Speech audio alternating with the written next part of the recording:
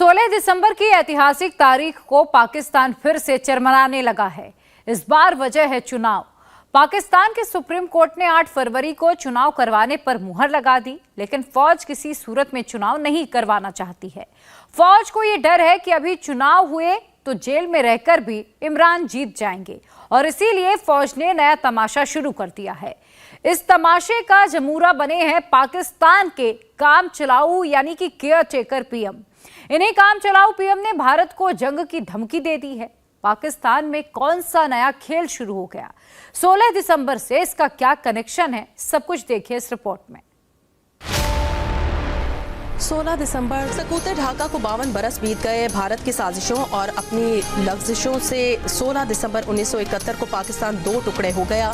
16 दिसंबर 1971 को मशरकी पाकिस्तान बांग्लादेश बन गया।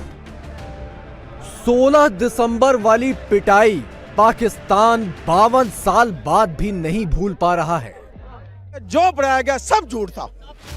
कोई 65 की जंग नहीं जीती उन्होंने, कोई 71 की जंग नहीं जीती। झूठ बोलते हैं ये। मुसलमान जो है ना ईमान की ताकत से लड़ते हैं। 71 में क्या हुआ था? इन्फॉर्मेशन है 90,000 की फौज वहाँ पे हथियार डाले। हमें आज तक ये नहीं पता कि 93,000 आर्मी ने सरेंडर किया था वहाँ पे जब बांग्लादेश बना। लेकिन 52 साल बाद भी पाकिस्तान कोई सबक सीखने को तैयार नहीं है। अगर 30 मरतबा पाकिस्तान पे ये जंग थोपी जाएगी, हम 300 मरतबा लड़ने के लिए तैयार हैं। तो क्या पाकिस्तान वाकई भारत से 5वीं जंग की तैयारी में है? आपकी बात में वजन है? टीटीपी वाले घुस के 23 लोग आपके फौजी मार गए यूनिफॉर्म में अंदर, वो तो रोक लो यार पहले। बहुत से लोगों का ये भी कहना है कि पाकिस्तान के पास तो ऑयल नहीं है, पाकिस्तान जो है वो टैंक नहीं चला रहा है। और ये बात जनरल कमर जावेद बाजवा साहब उन्होंने भी कहा था। 16 दिसंबर कितनी बार, कितने टुकड़े पाकिस्तान? पूरा पाकिस्तान 16 दिसंबर के दिन का रोना रो रहा है और अपनी फौज को लानतें भेज रहा है। पाकिस्तानी खुद 1971 के सरेंडर का वीडियो सोशल मीडिया पर डालकर ताने कस रहे हैं कि अपने देश के लोगों से गुंडागर्दी करने वाली, नागरिकों की हत्या और किडनैप करने वाली पाकिस्तानी आर्मी की असल दुश्मन के सामने ऐसी हालत थी। मशरती उलूम जिसको पढ़ाई गई थी ना, मुताला पाकिस्तान नाम ने पाकिस्तान स्टडीज। नहीं, पहले मशरती उलूम से शुरू करते हैं। इसमें जो पढ़ाया गया सब झूठ था। कोई 65 की जंग नहीं जीती उन्होंने, कोई 71 की जंग नहीं जीती। झूठ बोलते हैं ये। इन्होंने जितना रेप किया ना, हिस्ट्री के स्टूडेंट मैं बता रहा हूँ, टीचर सर आज आप किसी बंगाली से जाके पूछिए, रेप की आप बात हमने जी इस फौज के ऊपर इल्जाम लगा, इन जनरलों पे इल्जाम लगा जिन्होंने 71 में भी कहा दुनिया का सबसे बड़ा रेप केस अगर यकीन कर यहाँ शायद हम हिस्ट्री को छुपा लें। और यार क़यामत के दिन क्या मुंह दिखाओगे? अरे यार 15 दिसंबर 1971 की आप तकरीर उठाएं और पूछें उस वक्त उस तकरीर के हवाले से उसका मतन पढ़ें तो इन्होंने ये भी कहा था जी पाकिस्तान कहीं नहीं जा रहा, और 16 अगले दिन वो फॉल कर जाता है। लेकिन पाकिस्तान वो दुम है जो कभी सीधी नहीं हो सकती, टेढ़ी की टेढ़ी रहेगी। पाकिस्तान के care taker prime minister Bharat को फिर से जंग की धमकी दे रहे हैं, वो भी पीओके में आकर और 16 दिसंबर की बरसी के ठीक पहले। पाकिस्तान के केयर टेकर पीएम का कहना है कि पाकिस्तान पर हर जंग भारत ने थोपी। पाकिस्तान कश्मीर के लिए कुछ भी करने को तैयार है और भारत से 300 बार जंग लड़ने को भी तैयार है। फौज के पिट्ठू पाकिस्तानी काम चलाऊ पीएम भारत के लिए कोई अहमियत नहीं रखते, इसीलिए उनकी बचकानी बातों का जवाब खुद पाकिस्तान के एक्सपर्ट से ही सुनिए। 3 मरतबा पाकिस्तान पे कश्मीर की वजह से जंग तोपी गई जो हमने लड़ी है। अगर 30 मरतबा पाकिस्तान पे ये जंग थोपी जाएगी, हम 300 मरतबा लड़ने के लिए तैयार हैं। चारों जो जंग हुई उसमें पहल हमने की, पहल हिंदुस्तान की तरफ से नहीं हुई। अच्छा क्या हुआ? क्या पहली बात तो ये कि पहली जंग आपकी 47-48 में हुई। आपने ये फैसला किया कि कश्मीर के ऊपर हो सकता है कि हिंदुस्तान गड़बड़ कर दे, तो आपने एक ऑर्गेनाइज प्लान के तहत आपने एक कबायली लश्कर भेज दिए। Civil servant senior Altaf Gauhar की किताब है 65 वॉर पे, पूरी डिटेल्स हैं। पाकिस्तान पे जंग नहीं इंडिया ने सौंपी, बल्कि तीनों जंगें जो हैं पाकिस्तान ने शुरू की हैं। 3 नहीं बल्कि 4 जंगें जो हैं पाकिस्तान ने इंडिया पे इम्पोज की हैं। जंग करके हम क्या कश्मीर नहीं ले सकते?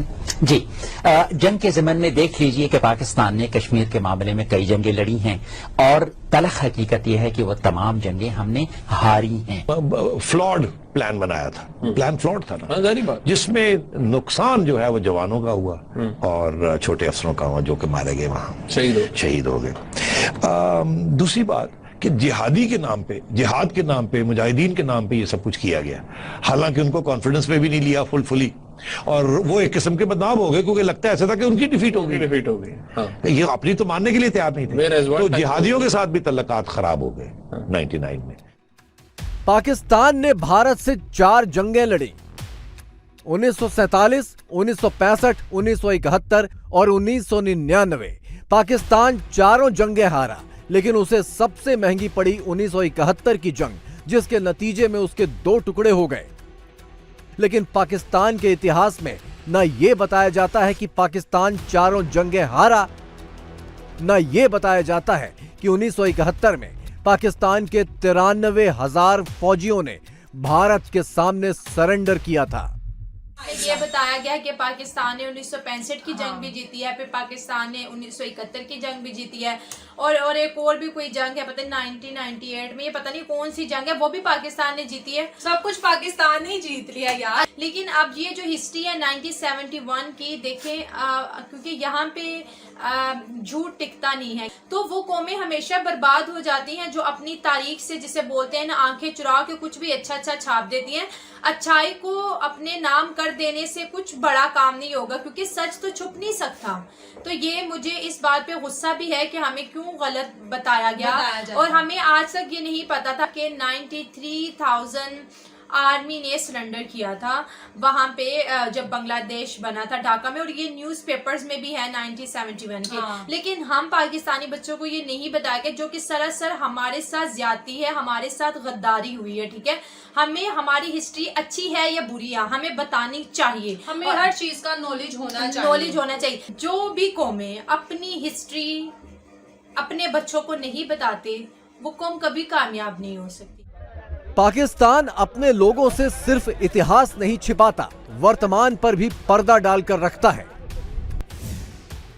चंद महीने पहले ही खुलासा हुआ था कि पाकिस्तान की फौज के पास टैंक चलाने के लिए तेल नहीं है, फौजी गाड़ियां चलाने के लिए भी तेल नहीं है, तोप बंदूकें चलाने के लिए गोला बारूद नहीं है। ये खुलासे किसी और ने नहीं, पूर्व आर्मी चीफ कमर जावेद बाजवा के हवाले से हुए थे।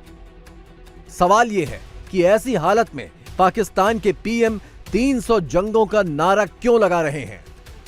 काकड़ साहब आजकल केयर टेकर प्राइम मिनिस्टर बने हुए हैं, और इनका वही हाल है कि जी कभी आपको पेरिस में जो है वो रिवॉल्विंग रेस्टोरेंट में पूरी फैमिली के साथ सरकारी खर्चे पे खाना खाते दिखेंगे, कभी आपको वर्ल्ड टूर पे दिखाई देंगे, एक कोने से दूसरे कोने तक घूमते फिरते दिखाई देंगे दुनिया के, वो भी सरकारी खर्चे पे। एक दिन बेचारे मैंने सुना है कि वैसे ही सब्जी लेने चले जा रहे थे कि अचानक बीच में कोई एस्टेब्लिशमेंट का बंदा मिल गया और उसने कहा आइए हम आपको प्राइम मिनिस्टर बना देते हैं, क्योंकि इनकी हरकतें, इनकी बातें सुनकर तो ऐसे ही लग रहा है, क्या बात करते हैं, कब बात करते हैं, क्या कहते हैं, कुछ समझ में नहीं आता। काकड़ साहब जो हैं वो 1, 2, 3 बार नहीं, बल्कि उनका कहना ये है कि वो 300 बार कश्मीर के लिए भारत के साथ जंग करने को तैयार हैं। बहुत से लोगों का ये भी कहना है कि पाकिस्तान के पास तो ऑयल नहीं है, पाकिस्तान जो है वो टैंक नहीं चला रहा है, और ये बात हमारे पहले के जो आर्मी चीफ गुजरे हैं, यानी गुजरे से मेरा मतलब है जो पहले आर्मी चीफ से गुजर नहीं गए, वो वाली बात नहीं कह रही हूँ। जी हाँ, जनरल कमर जावेद बाजवा साहब उन्होंने भी कहा था कि जी अब ये जमाना जो है वो टैंकों से उससे जंग लड़ने का नहीं है। तो फिर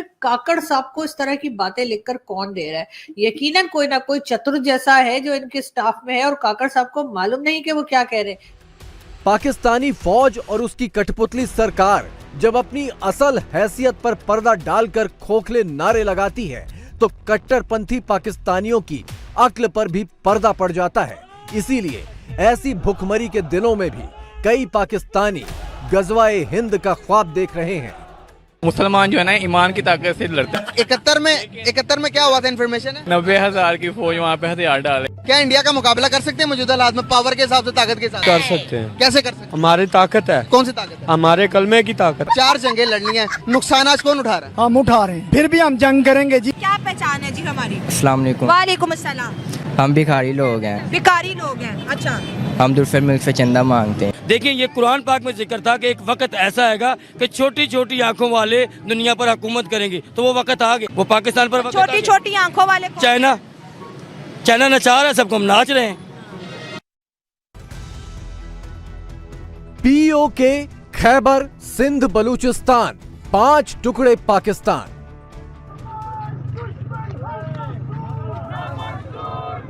जी हां, हालात यही हैं। पाकिस्तान के हर सूबे में आग लगी है।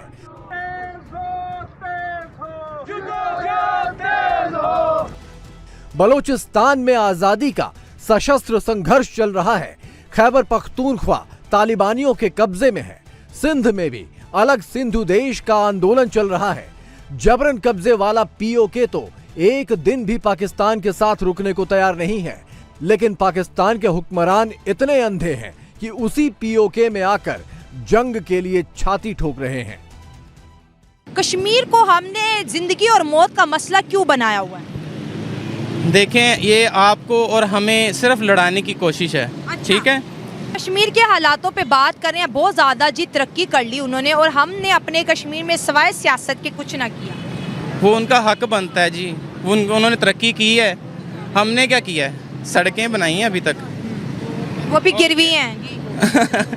बचपन से पढ़ाया जाता है, जब बच्चों की बेस बन रही होती है तो ये बताया जाता है कि कश्मीर हमारा है, वो मकबूजा कश्मीर है। वो कहते हैं कि ये मकबूजा कश्मीर है, लेकिन हमारी गवर्नमेंट, हमारी अवाम उनको डिजर्व करती है या नहीं करती? या तो आप इंडिया के साथ दो टोक कोई बात करें,